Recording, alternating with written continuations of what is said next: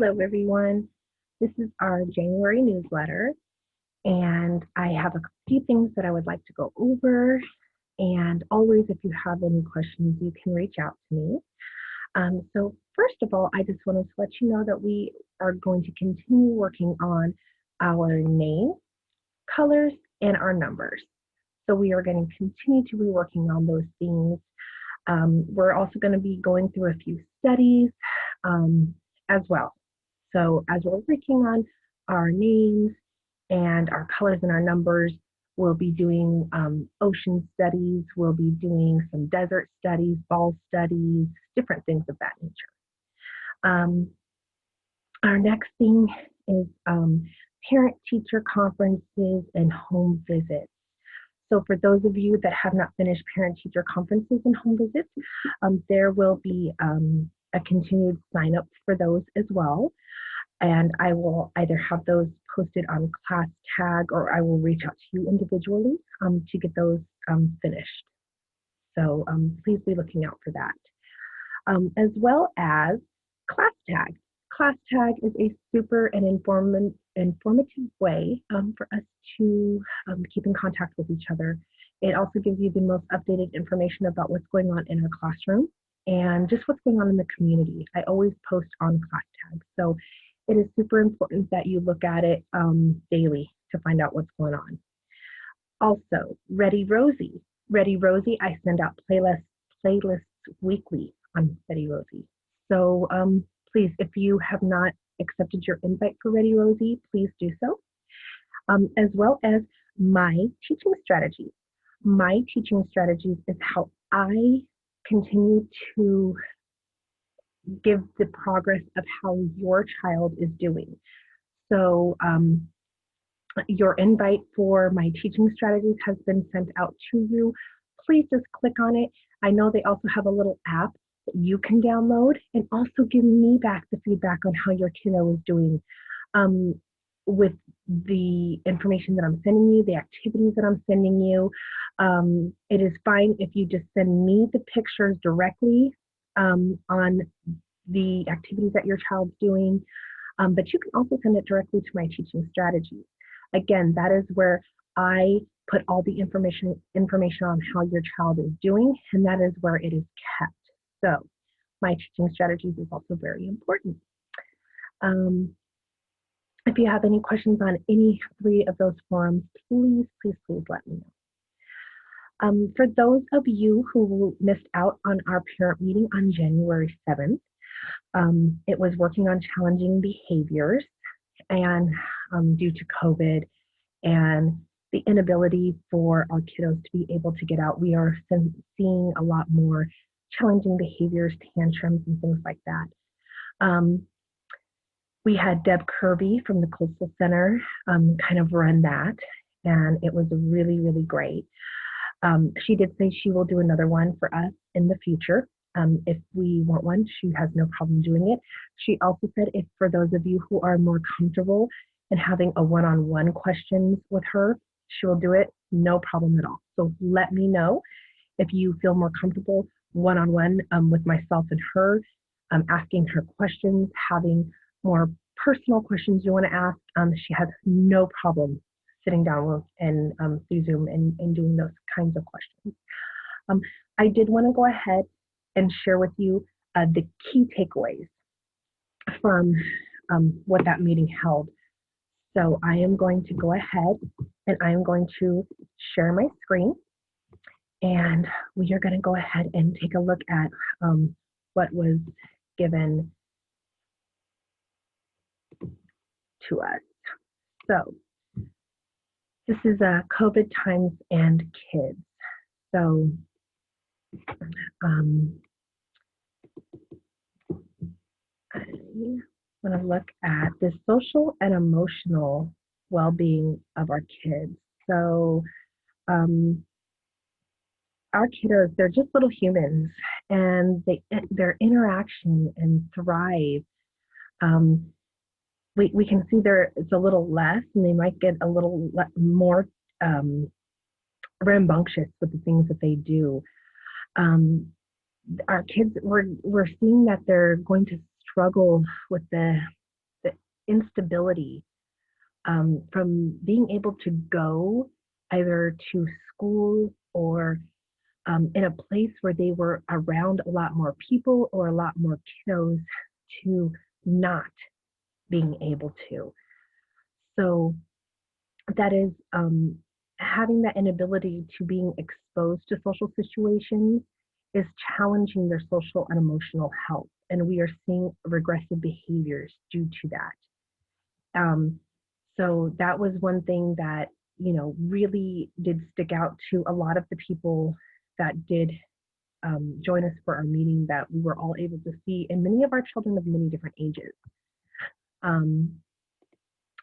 Another thing was what is being created around our children that they are able to pick up. So fear of sickness and death, anxiety, social interactions, public settings in large groups. This is something that kiddos had never been afraid of before.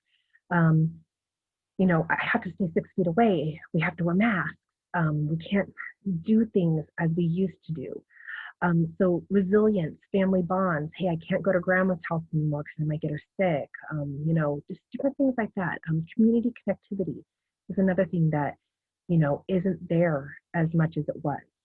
And the desperation to be with others.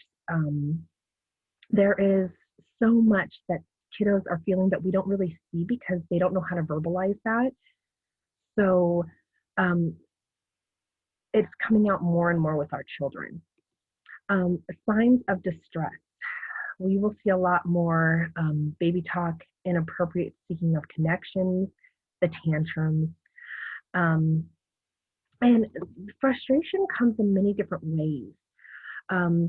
For a lot more of us, especially with the kiddos that we have, ages 3 to 5, we could see that their regression comes in many different things. At one point in time, our children may have been potty trained, which now they're refusing to use the potty. Baby talk. A lot of them all of a sudden go back to this regression of speaking like they're babies, and we're like, you need to use your big kid words. Inappropriate seeking of connection. So that inappropriate seeking of connection can also be just inappropriate behavior in many different types of situations. Tantrums where we don't know what to do because the tantrums are things that they had never displayed before. What is important and what is also a hard thing to do, which we find is children don't want to establish routines. Where routines and schedules were once something they had because they would get up every day, they would either go to school, they would go to daycare, they would do something of that nature, has now been stripped from them and they're no longer doing. We need to establish a routine for them. The easing the stress. Normalizing their frustrations and losses and inspiring empathy, improving and understanding through education. This is where it comes on us as being the adults and the strongholds in their life. We need to assure them, even though we are feeling the same exact things that they're feeling, there is no doubt that this is the same emotions and everything and frustrations that they're feeling. But we are no doubt the strongholds in their life. No matter what it is that we're feeling. They can sense it. They can sense it through our body language. They can sense it by the tone in our voice. And they can sense it through just our everyday actions. So we really have to continuously put ourselves in check. When we come home, we need to just, put on that happy face. Oh, how are you? Everything's good. Everything's great. Even though inside we might be screaming sometimes. They can sense every little piece of that. We need to assure them that as much as things might be a little crazy, it's good and it's good with them. So they pick up on those feelings. If they're having a crazy loud day, what's going on? What are you feeling right now? What would you like to do? You want to play with me, in the backyard? Do you want to, go play with your cars right now? Do you want to, you want to play Barbies? I mean, whatever it might be, let's put it on them and what they want to do for just a little bit. We need to identify their concerns ahead of time before it gets too far from going into a tantrum.